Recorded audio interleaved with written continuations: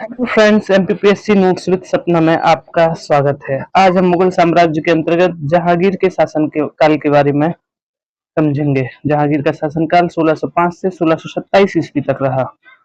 जहांगीर से संबंधित मुख्य परीक्षा में अभी तक दो ही क्वेश्चन पूछे गए हैं। पहला था जहांगीर के समय चित्रकला के विकास पर प्रकाश डालिए, और दूसरा था नूरजहां के का राजनीति पर क्या प्रभाव रहा। हम इन दोनों क्वेश्चन को समझने के पहले जहांगीर के समय की पृष्ठभूमि को जानना बेहद आवश्यक है, ताकि हमें अपने आंसर्स को रटना ना पड़े और अपने कंसेप्ट क्लियर रखें, ताकि हम आंसर को बिना रटे हुए लिख पाए। चलिए देखते हैं। अकबर की मृत्यु 1605 में हुई। अकबर की मृत्यु के पश्चात मुगल शासन की बागडोर जहांगीर के हाथों में आई। वह जहांगीर अकबर का ज्येष्ठ पुत्र था, जो कि अकबर और जोधा का पुत्र था। ऊपरी तौर पर जहांगीर के शासनकाल शांति एवं समृद्धि का था, परंतु इनकी कुछ नीतियों से साम्राज्य के हितों को क्षति पहुंची। विघटनकारी तत्व इस समय सक्रिय होने लगे एवं नूरजहां का प्रभाव बढ़ने से दरबारी गुटबंदी प्रारंभ हुई। नूरजहां का यहाँ प्रभाव रहा, विघटनकारी तत्व सक्रिय हुए और शासन अकबर के समय से शासन थोड़ा सा कमजोर पड़ना प्रारंभ हो गया। गद्दी पर देखते हैं आंसर। Next para. गद्दी पर बैठते ही अपने पुत्र खुसरो के विद्रोह का सामना करना पड़ा। जहांगीर का बड़ा पुत्र खुसरो, जिसने विद्रोह किया 1606 ईस्वी में, 1605 में सिंहासन संभाला, 1606 में खुसरो का विद्रोह हुआ। जहांगीर ने भैरोवाल के युद्ध में उसे हराकर बंदी बना लिया था तथा बाद में अंधा करवा दिया और उसकी हत्या करवा दी। जहांगीर की खुसरो की सहायता करने के आरोप में जहांगीर ने सिखों के पांचवें गुरु अर्जुन की हत्या करवा दी।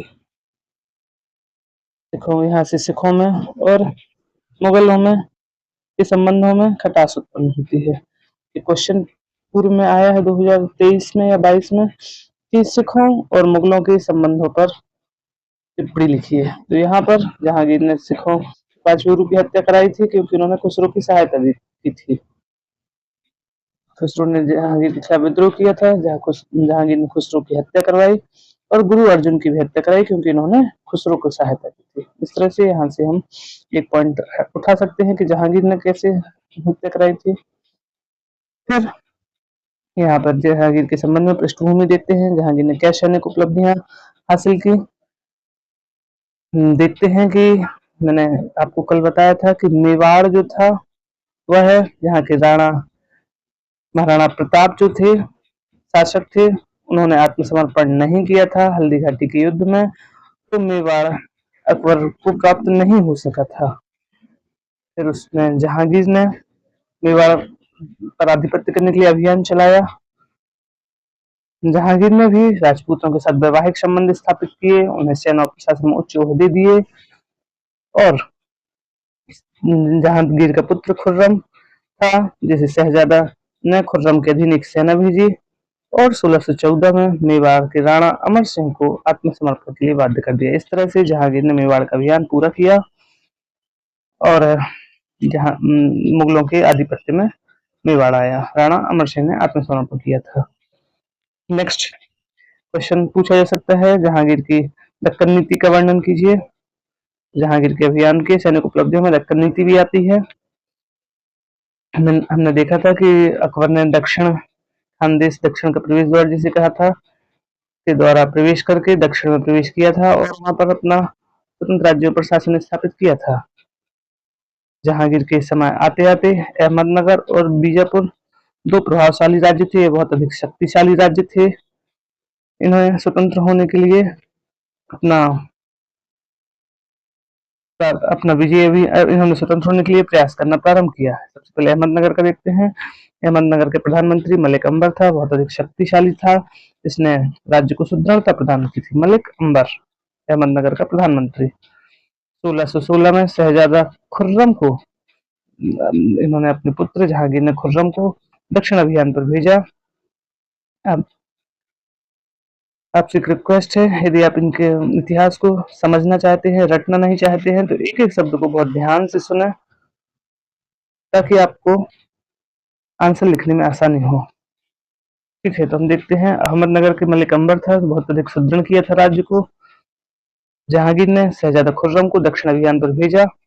अंबर ने खुर्रम से संधि कर ली और दक्षिण के बालाघाट का संपूर्ण इलाका और अहमदनगर का दुर्ग तथा 15 लाख रुपए मलिक अंबर ने खुर्रम को दिए। संधि के तहत खुर्रम ने कई राज्यों को जीता था, अतः इसी संधि करना मजबूरी थी मलिक अंबर की, और इन्होंने अहमदनगर का दुर्ग, 15 लाख रुपए, बालाघाट का संपूर्ण इलाका खुर्रम को दिया।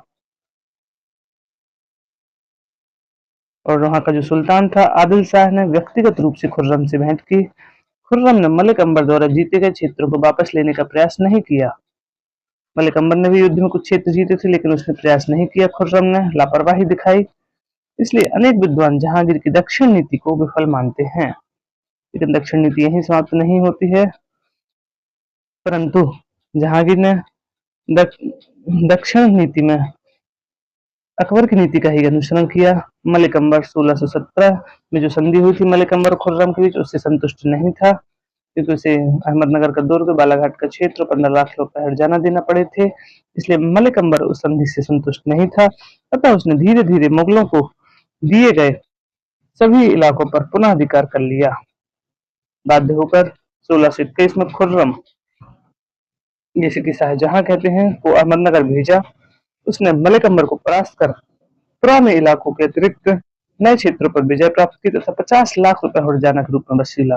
अब यहाँ पर खुर्रम ने विजय प्राप्त की थी, क्योंकि शाहजहां ने विद्रोह कर दिया था, अतः इस बात का लाभ मलिक अंबर ने उठाया और फिर से मलिक अंबर ने शाहजहां के जो जीते प्रदेश थे उन पर पुनः अधिकार कर लिया। अपनी मृत्यु तक एक बार पुनः अधिकार हो गया मलिक अंबर का मुगलीय दक्षिण के क्षेत्रों पर। अपनी मृत्यु तक मलिक अंबर मुगलों को परेशान करता रहा। जहांगीर दक्षिणी राज्यों पर स्थायी नियंत्रण स्थापित नहीं कर सका। यह कार्य बाद में शाहजहां ने किया था। ये हमारी दक्षिण नीति हुई, 7 मार्क्स में आती है, तो हमें इतना लिखना होगा। नेक्स्ट है कांगड़ा विजय। अकबर कांगड़ा पर विजय, कांगड़ा के दुर्ग है, उस पर विजय प्राप्त नहीं कर सका था, लेकिन 1626 में जहांगीर ने इस पर विजय प्राप्त की। पूर्वी बंगाल पर विजय, यहाँ पर अफगानों का शासन था, पूर्वी बंगाल पर भी जहांगीर ने विजय प्राप्त की, और कश्मीर के निकट के सितवार पर भी 1622 में जहांगीर ने विजय प्राप्त की। कांधार, जहांगीर को मध्य एशिया में पराजय का मुंह देखना पड़ा।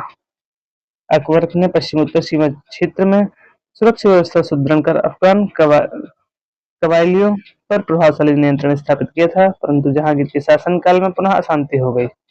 अकबर ने कांधार पर, हमने कल देखा था वीडियो में, साम्राज्य स्थापित किया, लेकिन जहांगीर के समय यहाँ अशांति हो गई थी। कांधार, जिसका बहुत अधिक सामरिक और व्यापारिक महत्व था, के आधिपत्य को लेकर मुगलों और ईरानियों में संघर्ष होते रहते थे। कांधार पर आधिपत्य को लेकर मुगल और ईरानी आपस में लड़ते झगड़ते रहते थे, और जहांगीर को आंतरिक समस्याओं में व्यस्त पाकर, जैसे कि हमने देखा शाहजहां ने भी विद्रोह किया था, नूरजहां गुट बना था, इन्हीं सब समस्याओं में जहांगीर व्यस्त था। अतः ईरान के शाह अब्बास प्रथम ने कांधार विजय की योजना बनाई। अब्बास प्रथम कूटनीतिक था, एक और वह जहांगीर के साथ मैत्रीपूर्ण संबंध दिखावा करता रहा, मैत्रीपूर्ण संबंध का, और अपना राजदूत मुगल दरबार में भेजता रहा। वहीं दूसरी ओर सैनिक योजनाएं भी बनाता रहा। अब्बास प्रथम 1621 में उसने कंधार पर आक्रमण कर दिया। जहांगीर ने शाहजहां को वहां जाने का आदेश दिया, परंतु अपने उत्तराधिकार के प्रश्न को लेकर शाहजहां वहां नहीं गया और कंधार पर ईरानियों का आधिपत्य हो गया। इससे मुगलों की प्रतिष्ठा को गहरी ठेस लगी। जहांगीर के शासनकाल की यह सबसे बड़ी विफलता मानी जाती है, कंधार पर आधिपत्य ईरानियों का। हम देखते हैं कंधार पर शाहजहां ने अपने उत्तराधिकार के कारण विद्रोह किया था और वह वहां नहीं जा पाया, अतः यह हाथ से निकल गया। तो क्वेश्चन आता है 2014 और 2019 में पूछा गया है क्वेश्चन, नूरजहां ने अपने समय की राजनीति को किस प्रकार प्रभावित किया। 2014 में आया था, नूरजहां पर टिप्पणी लिखिए। चलिए देखते हैं। अभी तक हमने पृष्ठभूमि देखी, किस तरह से कहां कहां पर सैनिक उपलब्धियां रही, कहां पर इन्हें पराजय का सामना करना पड़ा, और शाहजहां ने अपना विद्रोह किया था। अब देखते हैं नूरजहां के समय क्या राजनीति जीवन किस तरह से नूरजहां ने राजनीति को प्रभावित किया। नूरजहां का परिचय देंगे। सबसे पहले नूरजहां जहांगीर के शासन में नूरजहां को प्रमुख स्थान प्राप्त था। वास्तविक नाम मेहरुन्निसा था। वह एक ईरानी अमीर मिर्जा गयास बेग की बेटी थी। वह अकबर के दरबार में एक प्रभावशाली अमीर अमीर था। कौन? अमीर मिर्जा गयास बेग, ईरानी अमीर था जो गयास बेग। वह एक अकबर अकबर के दरबार में प्रभावशाली अमीर था। जहांगीर ने उसे एतमुद्दौला की उपाधि प्रदान की। उसने मेहरुन्निसा का विवाह फारस के एक युवक शेर अफगान जिसका नाम था अली कुली बेग के साथ कर दिया। जहांगीर ने उसे अली कुली बेग को बंगाल की जागीर दी थी, जागीरदार बनाया था उसे। 1607 में शेर अफगान की हत्या कर दी गई। उसकी सुंदरता पर मेहरुन्निसा की सुंदरता पर मुग्ध होकर जहांगीर ने उसके साथ विवाह कर लिया 1611 में और उसे नूरजहां की उपाधि से सम्मानित किया। यह हमारा नूरजहां के संबंध में परिचय हुआ। अब हम देखते हैं उसका राजनीति पर क्या प्रभाव रहा। इम्पोर्टेंट क्वेश्चन है, 2 बार आ चुका है। नूरजहां में राजनीतिक महत्वाकांक्षाएं थी, इसी के परिणाम स्वरूप उस समय की राजनीति पर नूरजहां का व्यापक प्रभाव पड़ा। सबसे पहले उसने अपने सगे संबंधियों को प्रशासन में उच्च स्थान दिलाया। जैसे अपने उसने पिता एतमुद्दौला भाई के आसफ खां को दरबार में महत्वपूर्ण स्थान प्रभावशाली व्यक्ति बन गए। आसफ खां का विवाह शहजादा खुर्रम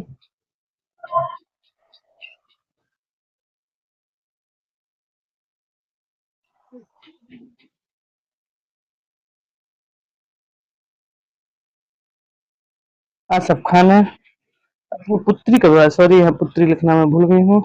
आसफ खान ने अपनी पुत्री का विवाह शहजादा खुर्रम से करवाकर अपनी स्थिति को और अधिक सुदृढ़ कर लिया। इस प्रकार से अपने सगे संबंधियों को यहाँ पर स्थान दिलाया। नूरजहां का गठन, नूरजहां गुट का गठन। नूरजहां की माता इस गुट में थी। नूरजहां की माता अशमत बेगम, पिता एतमुद्दौला, भाई आसफ खां, ये सभी शामिल थे जिनका बहुत अधिक प्रभाव था। ये महत्वपूर्ण पदों पर भी थे। 1611 से 1622 तक यह गुट अत्यधिक प्रभावशाली रहा। इस गुट ने अपने समर्थकों को महत्वपूर्ण पद, उपाधियां और जागीरें दिलवाई। फिर इसके बाद तीसरा आता है महावत खां और खुर्रम का विद्रोह। महावत खां कौन था? नूरजहां का बहुत अधिक प्रभाव बढ़ गया, जिससे उसके विरोधी गुट का जन्म हुआ, जो कि इस दल का प्रधान था महावत खान। वह कि जहांगीर के दरबार से ही एक विरोधी गुट का जन्म होता है, जिसमें प्रमुख महावत खां था। महावत खां नूरजहां की राजनीति में अनावश्यक हस्तक्षेप को नापसंद करता था। वह जहांगीर को कई बार इस संबंध में समझा भी चुका था, लेकिन नूरजहां पर वह नूरजहां पर वह अंकुश नहीं लगा पाया। नूरजहां भी उस पर हस्तक्षेप करती थी, उस पर अंकुश लगाने का प्रयास करती थी। अतः दोनों में विद्रोह का जन्म हुआ और महावत खान ने विद्रोह कर दिया। इसने बगावत कर दिया और जहांगीर को अपने नियंत्रण में ले लिया। परंतु नूरजहां ने चालाकी से जहांगीर को उसके नियंत्रण से मुक्त करा लिया। इस तरह से महावत खां का विद्रोह हुआ। और खुर्रम का विद्रोह, खुर्रम जैसे कि शाहजहां कहा गया। खुर्रम ने विद्रोह क्यों किया? क्योंकि खुर्रम ने नूरजहां जो थी वो अपने पहले पति अली कुली बेग जिससे कि उसका विवाह हुआ था, तो एक पुत्री का जन्म हुआ था जिसका नाम था लाडली, को उत्तराधिकारी बनाना चाहती थी। अतः खुर्रम ने उसका विरोध कर दिया। इस प्रकार से खुर्रम के विरोध ने महावत खां के गुट को और नूरजहां गुट को आमने सामने ला दिया। इस तरह से आंतरिक कलहों से राजनीति पर विपरीत प्रभाव पड़ा और शासन की स्थिति कमजोर हुई। निष्कर्ष लिखेंगे लास्ट में। इसी बीच में 1627 में जहांगीर की मृत्यु के साथ ही नूरजहां का राजनीतिक प्रभाव समाप्त हो गया और शेष जीवन उसे राजनीति से अलग होकर व्यतीत करना पड़ा। प्रकार हम देखते हैं कि इसने नूरजहां ने क्या राजनीति पर प्रभाव रहा। उच्च स्थान दिलाया था। नूरजहां का गुट का गठन और महावत खां एवं खुर्रम का विद्रोह, यह प्रमुख घटनाएं थी नूरजहां के समय की। हम इस तरह से अपने आंसर्स को लिखेंगे। 7 मार्क्स में आता है तो हम इसको और टू द पॉइंट लिखेंगे, ताकि 7 मार्क्स में 7 ही लाइन मिलती है हमको लिखने, ताकि हमारा आंसर छोटा हो जाए। जब 200 मार्क्स में आता है तो हम नूरजहां के बारे में परिचय देंगे थोड़ा, और यह पॉइंट को डिटेल में लिखेंगे। ये हमारे जहांगीर की सैनिक उपलब्धियां हुई।